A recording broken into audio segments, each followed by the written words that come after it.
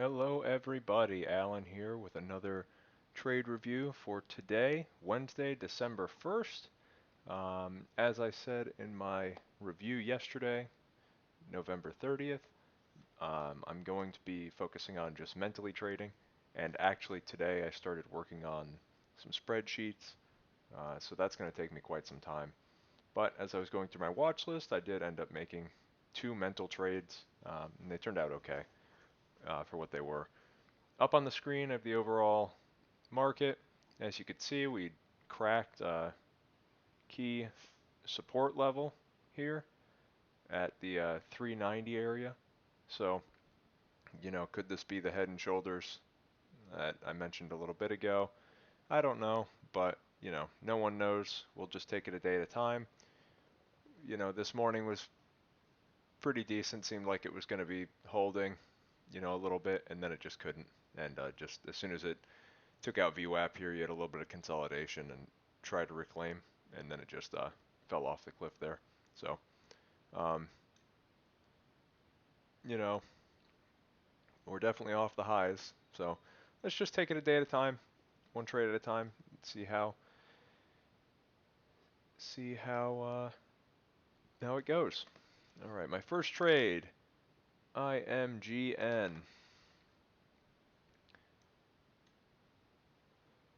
This one, this is one of the spreadsheets that I'm working on, or the one that I was working on today. It's the It is where the stocks seem to be fading. Um, this one had a pop in November, but a lot of them just kind of have been fading, and then you see this massive volume spike. It's a lot of pharmaceutical companies or biotech companies have been doing it. So I just figured I'd start tracking and working on how a spreadsheet is supposed to look or how I want a spreadsheet to look for myself. But anyway, I saw this one when I was tracking it, and let me zoom in on these here. As you can see in the top left, the 5-day 1 minute, or in this case the 1-day 1 minute, it pushed at the open, broke out to new highs since yesterday above the 690s area, and broke this resistance level at around 7. That is represented by this line here. Broke out, dipped hard or cracked hard below, and when I saw it, I believe I saw it in this area here, and I saw that it put in this higher low.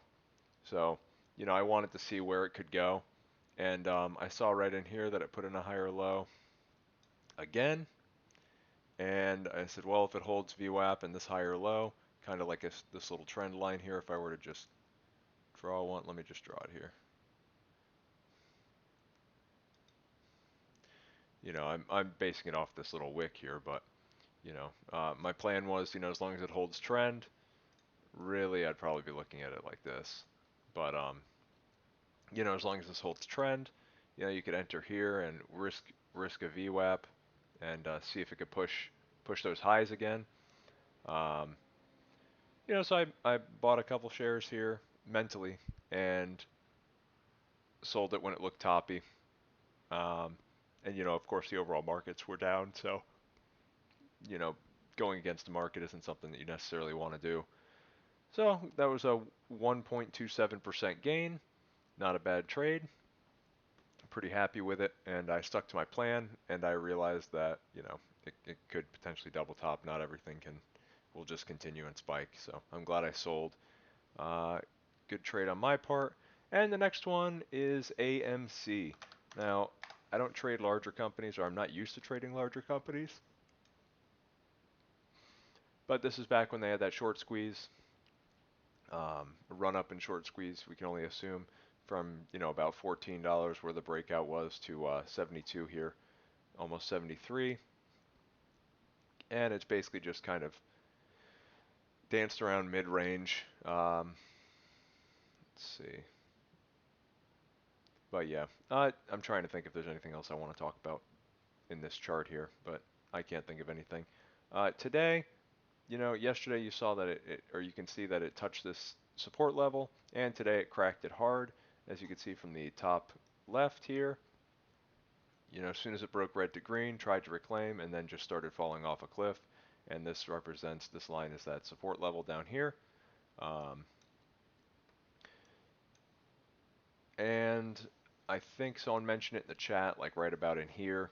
So I decided just to keep a watch on it, because if I saw a definitive bottom, then I would just take a nice little mental trade. Sometimes, excuse me, sometimes these things can bounce really well. I mean, this did post market, but I was kind of expecting it to bounce, have a little bit of resistance, and then just maybe continue. But um, anyway, let me zoom in on the trade here.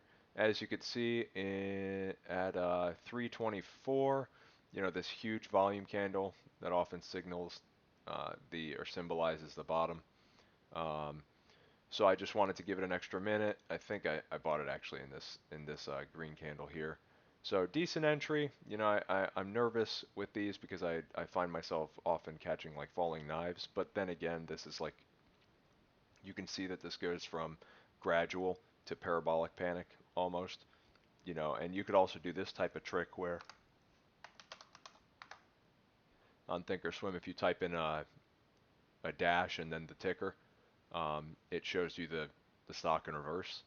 So pretty interesting. You could see how, if red to green was like the breakout level, and if it couldn't reclaim here, and then you see this parabolic move start happening.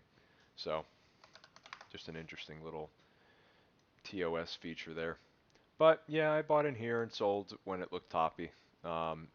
Sometimes these things can also just crack to the downside quick, and I didn't want to get caught in another panic just in case this wasn't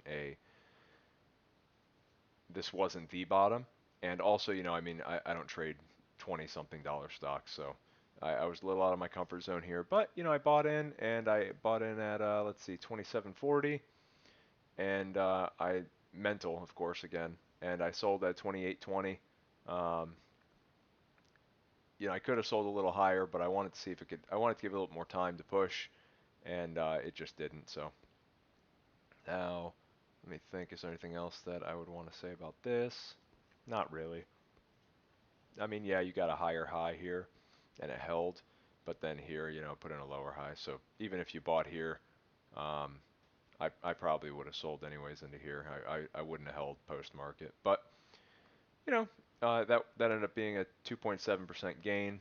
If I took those trades with the capital that, um, based on determining the risk for both of those trades with the capital that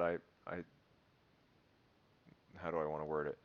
The first trade I ended up putting in mentally more than I would have, but that's because I was closer to the risk. So, overall I would have made like 16 bucks today. Not too bad. Um, you know, by no means are these like excellent trades. Oh my gosh, they're home runs, but this is what the majority is made of. These small wins, recognizing trends, and just taking the small gains when you can. So short video lesson today. I'm working. I'll put it up on the screen. Let me see here. This is my spreadsheet I've been working on today.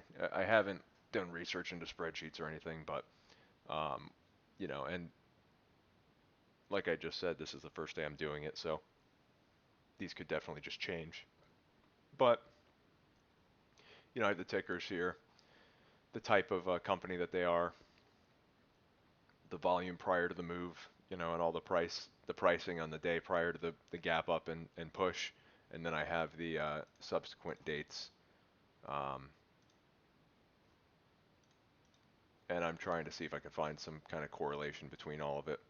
Um, Now, I don't think that I'll be able to capitalize on this type of strategy, just because it's probably not something that's going to continue to happen. But hey, I got to start tracking. I got to start getting some stats, because that's how you just get more confident, by seeing stats, realizing what the percentage is, or what the potential is for gain, what your risk reward is, and the more that you have typed out, the better it could be. But I just got to make sure that it's all efficient.